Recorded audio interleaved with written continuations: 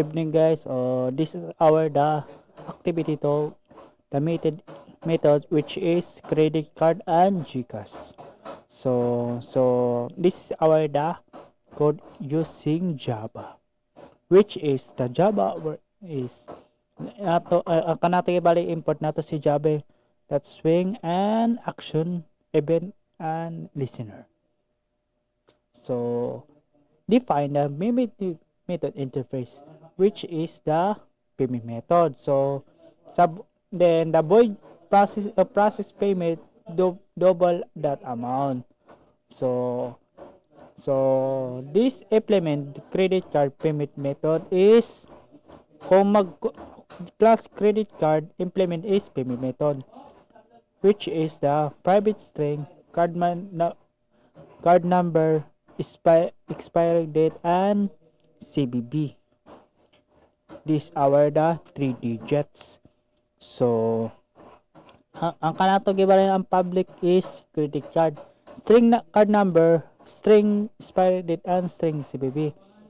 So, this card number equals to card number. This expiry date is expiry date. This CVV is the CVV. This is our the override is process payment double amount. So naman gibutan nato si system dapat is processing credit and payment is amount. Then kung card number plus card number, expiry date is PBB is kung payment successful via credit card. This is our the implement GCash payment methods. Class D GCash implement is payment method. This private string mobile number. Then kanato gibal sa kuan public GCash is mobile number is this mobile number equals to mobile number. And sa override sa GCash, which is process payment, this kung processing GCash payment, that amount equals to amount. So mobile number, this is our the GCash mobile number. Then after the CI is payment successful via GCash. Then sa pag payment system GUI, ang kanato kuan sa main class, which is payment system GUI. Then ang kanato ato gibal sa private is GText field, so amount field. So private is radio button is credit card button. Sa radio button is GCash button, credit card number field, expiry date, CB field. GCash number field is button nato si pay button.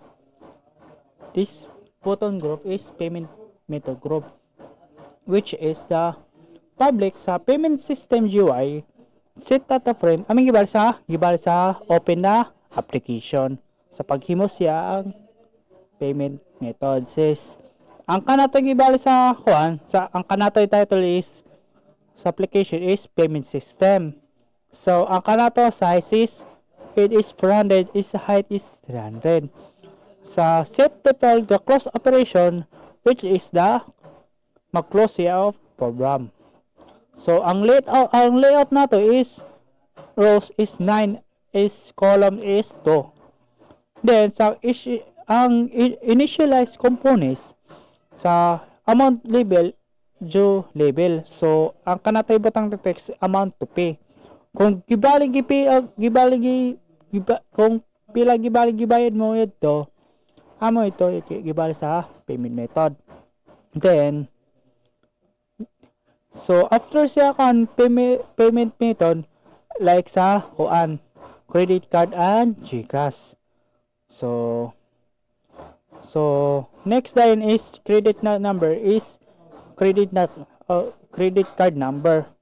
Pag sinabi na credit number, kailangan ng card number and expiry date and CVV. Then kung pag sinabi ng GCash number, namang ibutan nato si mobile GCash number, which is label.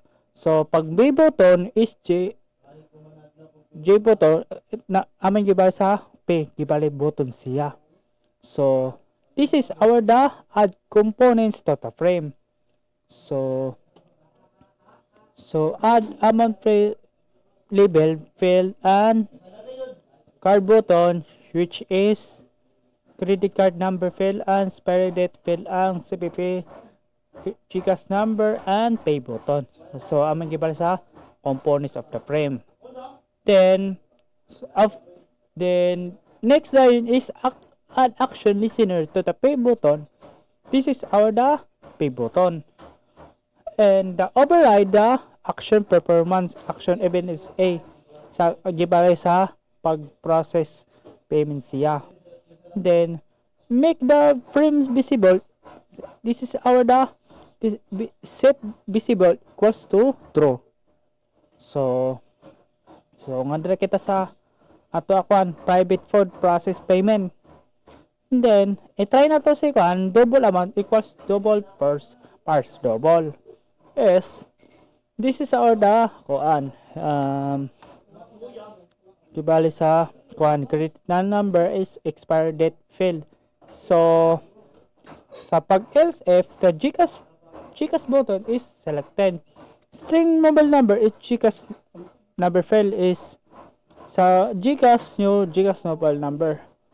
Sa FF the option panel, so amay gibali mo kuan gibali is mogawa sa message dialog, which is please select the method pag title si error. So amay gibali mo error siya pag diri ka ma-optional.